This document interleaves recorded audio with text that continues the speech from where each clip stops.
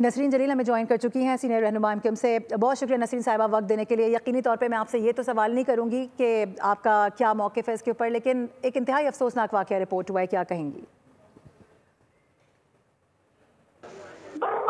दुख अफसोस का इजहार, और जाहिर है कि जो लोग जिनका जानी और माली नुकसान हुआ है उनके लिए उनको क्या क्या क्या तसल्ली दे सकते हैं हम। अल्लाह ताला उनको जवारे रहमत में जगह अता फरमाए और लवाहिकीन को सब्र दे। लेकिन इसके साथ साथ जो चीज़ आपको स्ट्राइक करती है वो ये करती है कि अल्लाह ताला की तरफ से चीज़ें होती हैं, फ्लड्स आते हैं, बारिशें होती हैं, नुकसानात होते हैं, लेकिन ये जो है ये तो मैन मेड डिज़ास्टर है। सिंध हुकूमत की कारकर्दगी पे मैं क्या कहूँ, अल्लाह ताला उनको समझाए और अल्लाह ताला उनसे समझे कि भाई हाउस बिल्डिंग क्या कर रही है कराची में, क्यों नहीं देख रहे कि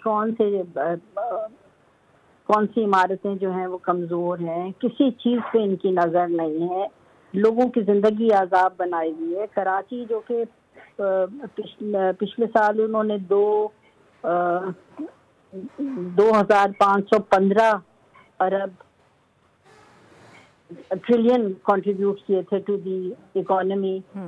इस साल 75 अरब रुपए ज़्यादा दिए कराची से।